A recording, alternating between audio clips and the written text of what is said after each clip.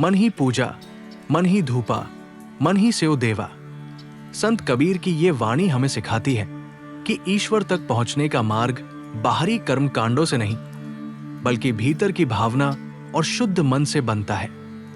इस वीडियो में आप जानेंगे कबीर के अनुसार सच्ची भक्ति क्या है, उपनिषद, गीता और भागवत में अंतर्मुखी उपासना का दृष्टिकोण, मन को मंदिर बनाने का रहस्य, कर्मकांड और भाव की तुलना। कबीर का यह संदेश आज के युग में और भी जरूरी है, जहां पूजा बाहर की है पर मन भीतर से भटक रहा है। अगर आप भी पूजा को सिर्फ एक प्रक्रिया नहीं, एक आत्मिक अनुभव बनाना चाहते हैं, तो ये वीडियो जरूर देखें। चैनल सब्सक्राइब करें और बेल आइकन दबाएं, ताकि हर हफ्ते कबीर वाणी से आपकी आत्मा जागृत होती रहे। कमेंट करें, क्या आपने कभी मन से पूजा की है? अनुभव कैसा रहा? इस वीडियो को शेयर करें उन सबके साथ जो ईश्वर को सिर्फ मंदिरों में ढूंढ रहे हैं। कबीर का दोहा, मन ही पूजा, मन ही धूपा, मन ही सेव देवा। जो मन निंदा करे किसी की, सो मन कभी न मेवा। भावार्थ, संत कबीर इस दोहे में सच्ची भक्ति और मानसिक शुद्धता की महत्ता को समझा रहे हैं। वे बताते हैं कि ईश्वर की पूजा केवल बाहरी कर्मकांडों से नहीं, बल्कि मन की शुद्धता से होती है। मन ही पूजा, मन ही धूपा, मन ही सेव देवा। सच्ची पूजा मंदिर में घंटियां बजाने, धूप जलाने या मूर्तियों की आराधना करने से नहीं होती, बल्कि यदि मन पवित्र और ईश्वरमय हो तो वही सच्ची पूजा, धूप और भक्ति है। ईश्वर बाहर नहीं, बल्कि हृदय में स्थित है, और मन ही उनका असली मंदिर है। जो मन निंदा करे किसी की, सो मन कभी न मेवा। जो मन दूसरों की निंदा करता है, वो कभी भी सच्चे आध्यात्मिक आनंद, ईश्वर की कृपा को प्राप्त नहीं कर सकता। निंदा, द्वेष और बुरे विचार मन को अशुद्ध कर देते हैं और व्यक्ति ईश्वर से दूर हो जाता है। सच्ची भक्ति वही है जिसमें मन को निर्मल, प्रेममय और करुणा से भरा बनाया जाए। आध्यात्मिक व्याख्या 1. सच्ची पूजा क्या है? बाहरी कर्मकांड या आंतरिक भक्ति। भगवद गीता 9.26 में श्री कृष्ण कहते हैं, पत्र पुष्प फल तोय यो में भक्त्या प्रयच्छति। जो प्रेम और श्रद्धा से मुझे पत्र, पुष्प, फल या जल अर्पित करता है, मैं उसे स्वीकार करता हूं। कबीर इसी सत्य को बताते हैं कि ईश्वर को बाहरी वस्तुओं से प्रसन्न नहीं किया जा सकता। सच्ची पूजा मन की शुद्धता और प्रेम से होती है।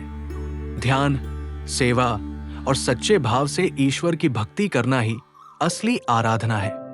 श्रीमद् भागवत 11 मई 1932 में कहा गया है, नहीं पूजार्चना दिभ्य। केवल बाहरी पूजा पाठ से ईश्वर की प्राप्ति नहीं होती, बल्कि मन की भक्ति आवश्यक है। इसलिए कबीर ये स्पष्ट करते हैं कि पूजा बाहर नहीं, मन के भीतर करनी चाहिए। 2. मन की निंदा आत्मा की शुद्धि में बाधा। महाभारत शांति पर्व में कहा गया है, परनिंदा परद्रोह पापाना च समुच्चय। दूसरों की निंदा और दूसरों को कष्ट देना सबसे बड़ा पाप है।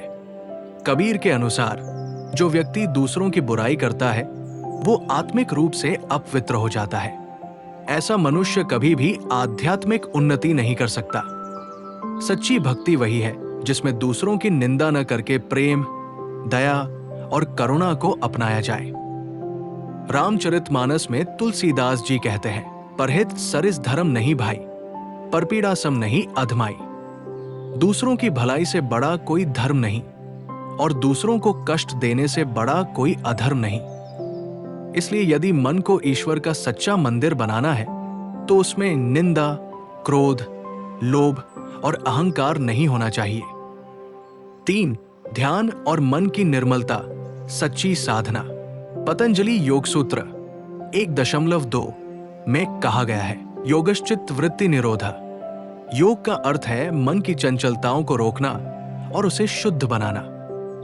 कबीर का संदेश यही है कि यदि मन निर्मल होगा तो ईश्वर की भक्ति स्वतः प्रकट होगी। ध्यान और आत्मचिंतन से मन शुद्ध होता है और तभी सच्चा आनंद मिलता है। बाहरी पूजा पाठ से अधिक मन की निर्मलता आवश्यक है। भगवद गीता 6.5 में श्री कृष्ण कहते हैं, उद्धरेदात्मनात्मानं नात्मान मवसादयेत्। मनुष्य को अपने मन को ऊपर उठाना चाहिए, न कि उसे नकारात्मक विचारों से नीचे गिराना चाहिए। इसलिए यदि मन शुद्ध है तो वही सच्चा मंदिर और सच्ची पूजा बन जाता है। सांसारिक जीवन में इस दोहे का महत्व सच्ची भक्ति बाहरी दिखावे से नहीं बल्कि मन की पवित्रता से होती है। दूसरों की निंदा करने से मन अशुद्ध होता है, जिससे आध्यात्मिक प्रगति रुक जाती है। ध्यान, सेवा और प्रेम से भक्ति करनी चाहिए, तभी ईश्वर की कृपा प्राप्त होगी। मन को शांत और निर्मल रखकर ही सच्चे आनंद और मोक्ष की प्राप्ति संभव है। निष्कर्ष, सच्ची पूजा मंदिर में नहीं बल्कि मन की निर्मलता में है। यदि मन शुद्ध है तो वही सच्ची भक्ति, आराधना और साधना बन जाती है। जो दूसरों की निंदा करता है वो कभी भी सच्चा आनंद प्राप्त नहीं कर सकता। ध्यान और आत्म साक्षात्कार से ही ईश्वर की वास्तविक अनुभूति संभव है। मन को शुद्ध बना, क्योंकि वही असली मंदिर है और वही सच्ची पूजा है।